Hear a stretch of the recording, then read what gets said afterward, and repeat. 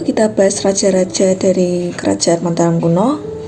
Untuk yang pertama ada Raja Sanjaya. Asal-usul Raja Sanjaya ini sendiri cukup panjang, bermula dari sebuah kerajaan bernama Tarumanegara. Ada sebuah kerajaan kecil yang memisahkan diri dari kerajaan Tarumanegara, yaitu bernama Kerajaan Sunda. Kerajaan Sunda ini dipimpin oleh Tarusbawa yang merupakan menantu dari Raja Tarumanegara pada saat itu, yaitu Raja Linggarwarman. Pada saat kepemimpinan Tarusbawa di Sunda, Kerajaan Galuh berpisah dari Kerajaan Sunda. Dan salah satu keturunan dari Raja Galuh ialah Sanjaya. Sanjaya sendiri juga merupakan cucu dari Putri Ratu Sima yang merupakan ratu di Kerajaan Kalingga atau Kerajaan Holing. Sanjaya sendiri menikah dengan Teja Kencana. Teja Kencana merupakan keturunan perempuan dari Kerajaan Sunda. Maka dari itu, Sanjaya pada saat itu memegang dua kerajaan sekaligus, yaitu Kerajaan Galuh karena ia merupakan keturunan Raja Galuh, dan yang kedua memegang Kerajaan Sunda karena pernikahannya dengan Teja Kencana. Setelah itu, ia kembali ke Jawa Tengah untuk memimpin Kerajaan Holing atau Kerajaan Kalingan Utara, atau bisa kita sebut Kalingga, karena ia merupakan cucu dari Parwati. Parwati sendiri adalah putri dari Ratu Sima. Ratu Sima adalah ratu dari Kerajaan Holing. Setelah Sanjaya kembali ke Jawa Tengah, ia memimpin Kerajaan Holing. Namun Kerajaan Holing ini runtuh karena Kerajaan Sriwijaya. Setelah itu, Sanjaya mendirikan kerajaan yang bernama Mataram kuno yang beraliran Hindu Siwa. Mataram kuno sendiri disebut Medang Kamulan. Dan Mataram berasal dari bahasa Sanskerta yang artinya ibu. Pada saat kepemimpinan Raja Sanjaya, terdapat dua dinasti yang bersaing. Yang pertama ada dinasti Sanjaya, menganut agama Hindu aliran Siwa, dan yang kedua adalah dinasti Shailendra, menganut agama Buddha aliran Mahayana. Nah, terdapat sebuah folklore yang berhubungan dengan kedua dinasti ini, yaitu adalah folklore mengenai Dewata Cengkar dan Ajisaka. Jadi ceritanya seperti ini. Ajisaka merupakan pendatang di Pulau Jawa. Sebelum kedatangannya ke Jawa, ia beristirahat di sebuah pulau yang diteorikan bahwa pulau tersebut adalah Pulau Gunung Muria di Kudus. Dia sebenarnya ingin mengeksplor pulau tersebut, namun ia harus tetap lanjut untuk pergi ke Pulau Jawa. Maka ia menugaskan salah satu pembantunya yang bernama Dora untuk mengeksplor Pulau Gunung Muria ini sambil menjaga garis ampuh milik Ajisaka. Setelah itu Ajisaka melanjutkan perjalanannya ke Jawa, dan pada saat ia sampai di Pulau Jawa, ia melihat Roro Cangkek dikejar pasukan Mataram kuno atau Medang Kamulan untuk dijadikan makanan Raja Prabu Dewata Cengkar. Ajisaka membuat perjanjian dengan para pasukan yang mengejar Roro Cangkek supaya ia bisa menggantikan Roro Cangkek. Setelah ia dibawa ke kerajaan, ia perang dengan Prabu Dewata Cengkar. Raja pun kalah oleh Ajisaka dan ia jatuh ke Laut Selatan lalu menjadi siluman buaya putih. Teori yang ada adalah Dewata Cengkar dipercaya sebagai Raja Sanjaya, dan Dewata Cengkar yang memakan manusia merupakan propaganda dari dinasti Shailendra, di mana kita ketahui bahwa dinasti Sanjaya dan Shailendra ini sedang bersaing pada saat kekuasaan Raja Sanjaya. Maka dari itu, dinasti Shailendra membuat propaganda melalui folklore Dewata Cengkar memakan manusia, agar dinasti Sanjaya ini berkurang kepercayaannya oleh rakyat. Sanjaya dan Shailendra melakukan satu garis keturunan, dan dinasti Sanjaya sendiri diisi oleh para raja Hindu Siwa, dan dinasti Shailendra diisi oleh para raja Buddha Mahayana. Dan Ajisaka sendiri diibaratkan sebagai pengaruh Buddha dari Kerajaan Sriwijaya ke dinasti Sanjaya di Kerajaan Mataram kuno yang dibawa oleh Raja Indra atau Raja Dharanindra. Ada Raja Cengkar yang pergi ke Laut Selatan dan menjadi buaya putih merupakan Sanjaya yang pergi dari Kalingga Utara ke selatan karena kalah dari Sriwijaya lalu mendirikan Mataram kuno. Kerajaan Mataram kuno bisa saja berkembang dan berbahaya bagi Sriwijaya.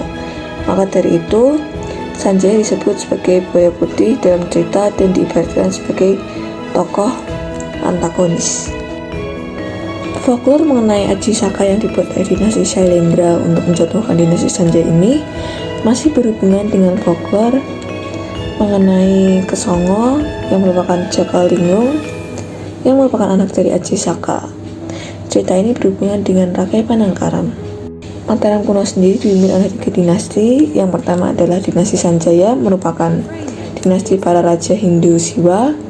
Yang kedua merupakan dinasti Shailendra yang merupakan dinasti para raja Buddha Mahayana. Dan yang terakhir adalah dinasti Isyana yang merupakan dinasti yang mengisi kekosongan kursi raja setelah Raja Dhyahwawa. Pada zaman dinasti Sanjaya, tepatnya pada saat pemerintahan Raja Rakai Garung, terjadi pernikahan politik beda agama yang dilakukan oleh Pramodawardhani dengan Rakai Pikatan yang merupakan Raja Mataram selanjutnya untuk mengantisipasi kehancuran Mataram dan mempersatukan dinasti Shailendra dengan dinasti Sanjaya. Pada saat zaman Dhyahwawa, terjadi letusan Gunung Merapi besar-besaran sehingga kerajaan dipindah dari Solo, Jogja ke Jombang oleh Empu Sindok di dinasti Isyana.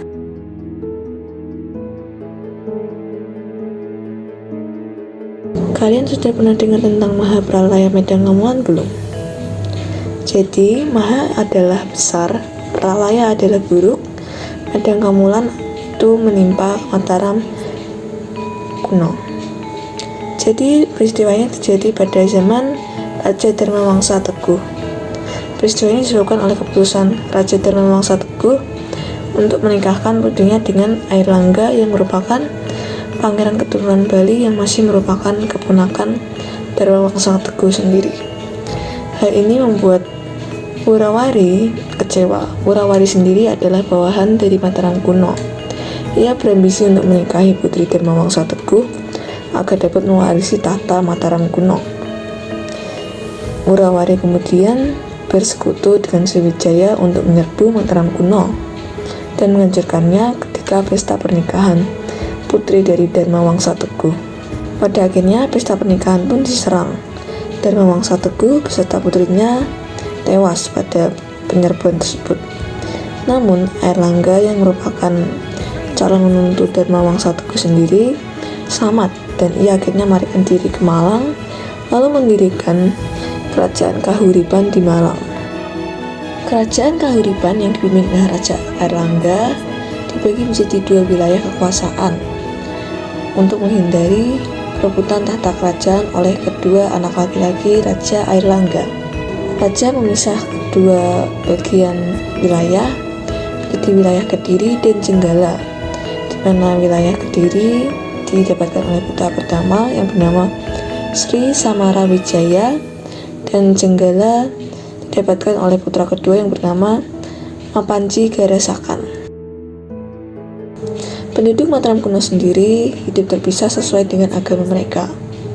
Penduduk Hindu kebanyakan tinggal di Jawa Tengah bagian barat dan utara, sedangkan penduduk beragama Buddha sebagian besar tinggal di Jawa Tengah bagian selatan, yaitu terutama di Solo, Jogja.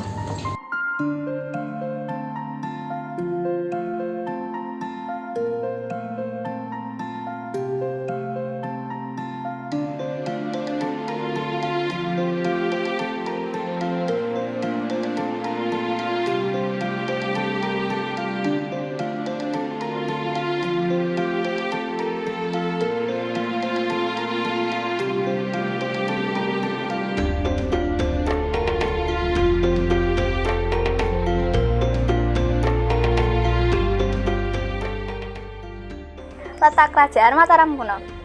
Dilihat dari lokasi atau ibu kota pemerintahan, kerajaan ini memiliki 2 periode. Periode pertama, tahun 732 sampai 920 Masehi.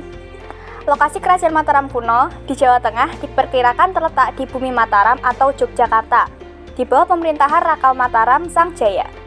Ibu kota kerajaan ini sempat berpindah-pindah mulai dari Mamrati, masa Rakai Pikatan, Poh Pitu, masa Dia Balitung atau Rakai Watukara, dan kembali ke bumi Mataram, masa Giawawa atau Rakai Sumba. Periode kedua, 929 sampai 1016 Masehi, ketika dipindahkan ke Jawa Timur oleh Sri Maharaja Rakai Hino Sri Wikramadamottonggadewa sekitar tahun 929 sampai 947, kerajaan ini menempati pusat pemerintah di daerah yang dinamakan sebagai Tamlang. Pada saat pindah ke Jawa Timur, kerajaan ini sempat pindah pemerintahan pusat di era dinasti Isyana yang dipindahkan ke Watu Galuh. Berikut peta Kerajaan Mataram kuno. Sumber sejarah Kerajaan Mataram kuno ada dua jenis. Yang pertama ada prasasti dan candi. Berikut adalah beberapa prasasti yang menceritakan Kerajaan Mataram kuno. Yang pertama, Canggal. Prasasti ini berangkat tahun 654 Saka atau 732 Masehi. Prasasti Canggal ditemukan di halaman Candi Guning Wukir, tepatnya di Dusun Canggal, Desa Kadiluwih, Kecamatan Salam, Kabupaten Magelang, Provinsi Jawa Tengah. Yang kedua, Kalasan. Seperti namanya, prasasti berangkat tahun 778 Masehi, ditemukan di Desa Kalasan, Yogyakarta. Huruf yang digunakan dalam penulisan prasasti ini adalah Pranagari India Utara, sedangkan bahasanya adalah Sanskerta. Yang ketiga ada Mantiasih. Prasasti yang ditemukan di Mantiasih ini saat ini Mateseh, Magelang, Jawa Tengah, berangkat tahun 907 Masehi. Bahasa yang digunakan adalah prasasti Mantiasih adalah Jawa kuno. Sumber sejarah yang lain adalah Candi dan Kerajaan Mataram kuno, merupakan kerajaan yang meninggalkan banyak candi. Contohnya ada Candi Plaosan, Prambanan, Candi Sewu, Kalasan, dan Kedulen, Morangan, dan lain-lain.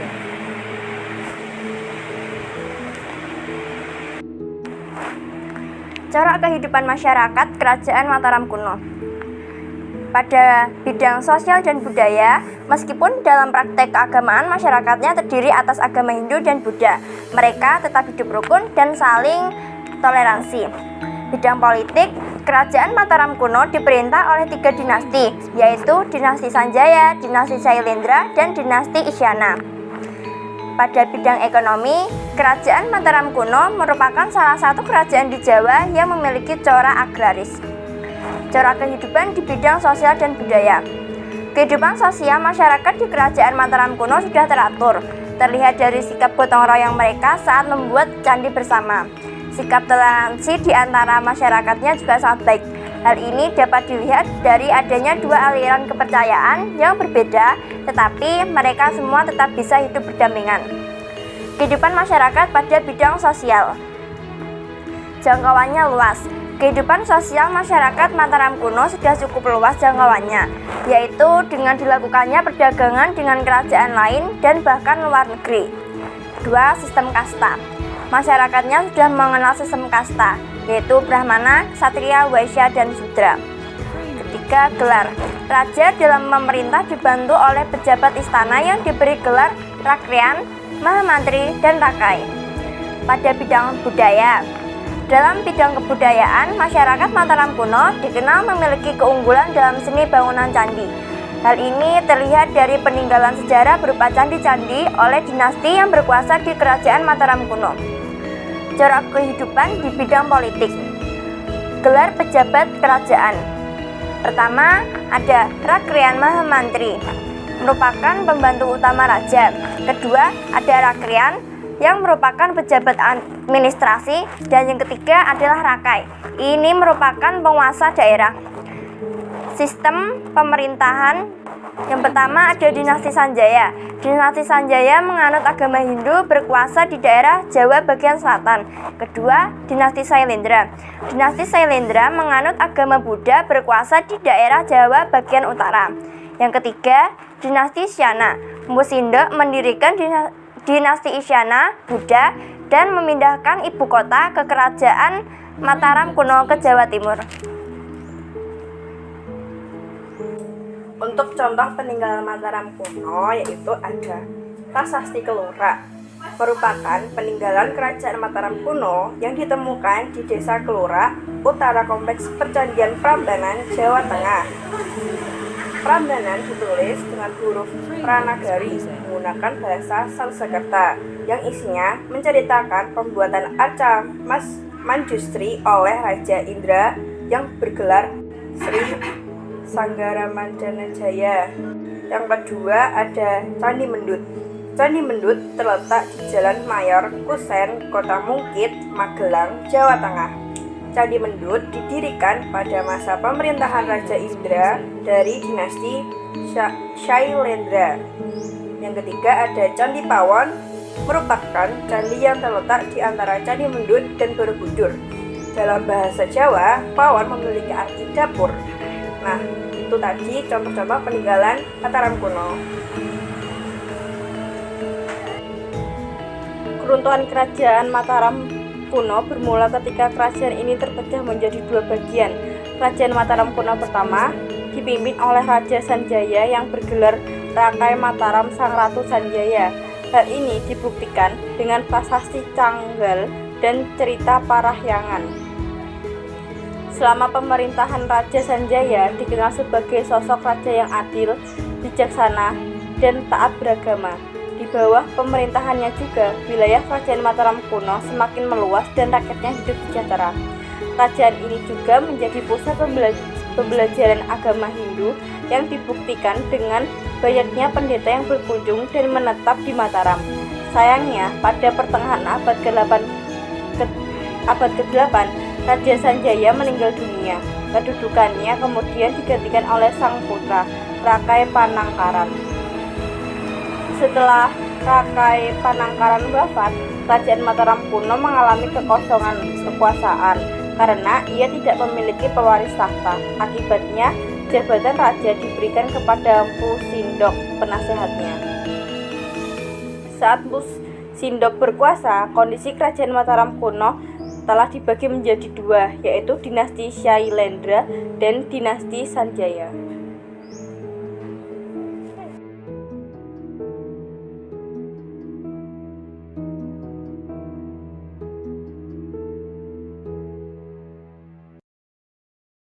Itu tadi contoh-contoh peninggalan Mataram kuno.